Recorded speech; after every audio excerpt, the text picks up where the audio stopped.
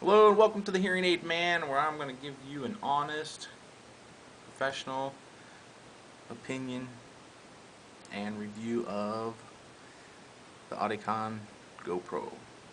So, this hearing aid is a basic hearing aid. This is a low-end basic hearing aid. Does have some good features though. Here, you have a little wheel where you can actually change the volume. Now these two hearing aids won't communicate with each other, so you have to change, change the volume on the left side, change it on the right side, and then try to get them to match up. But you do have access to, the volume of the hearing aid. Here we have a little button here where we can switch between different hearing programs that your audiologist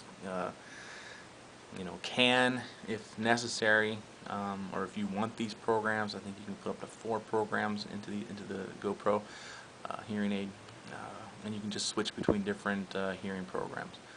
One that maybe is a little bit louder, one that's a little bit quieter, maybe one that has, where the microphones are, adapt, are fixed to pick up more sound from the front than from the sides and the back, or maybe you want one for, for listening to everything that's around you. But that's just an option. So you have 2 microphones. These are directional microphones. It means they can, like I just said, you can get, you can pick up sound 360 degrees, or kind of just like from the front.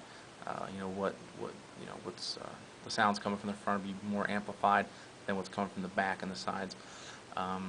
There's a microphone opening there, and there's another one right there above the wheel. So, first thing you're really going to notice is this big ear hook and this standard, hearing aid hose or tubing with an earpiece. If you have a hearing loss that's, I'd say, severe to profound, then you're stuck with this. You have to use this, okay? But the GoPro does have a different option in which we can just, click, just pull that off, and we can actually snap on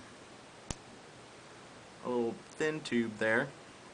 And of course that is there's a cosmetic aspect to that. But if you have a high frequency loss, or let's say a severe high frequency loss, then it's not recommended that you use these tubes, because when the sound wave goes through here, you're going to lose some of the high frequency amplification that you need for the understandability of speech, and it's not optimal.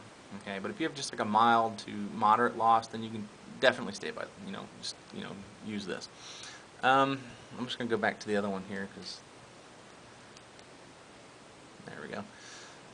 So let's look in here at the software and see what kind of features this thing has.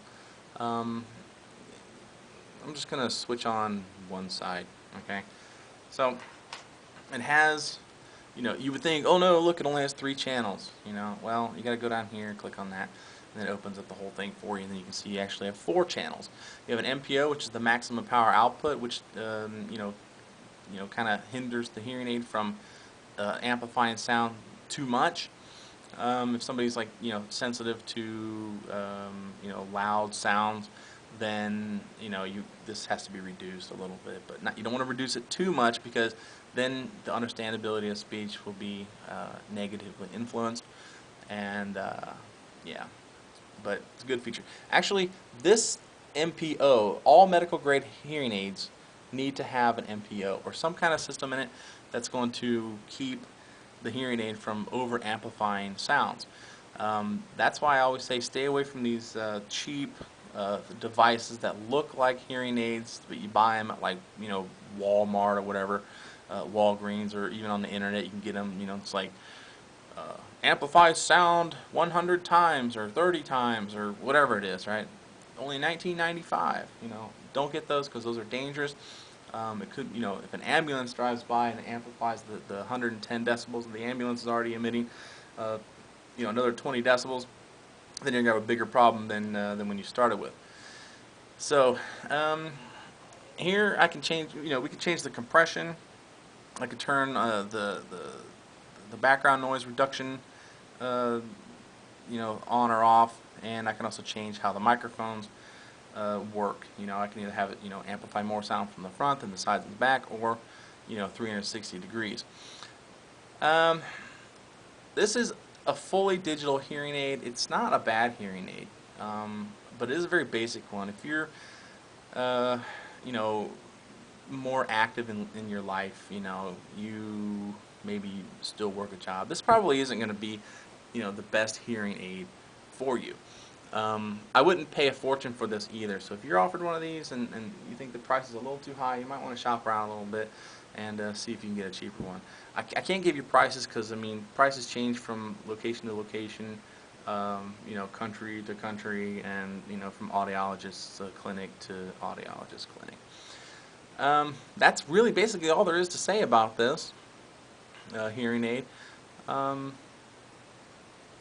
yeah, so if you have any questions, just comment in the little box down there, and we'll see you on the next video.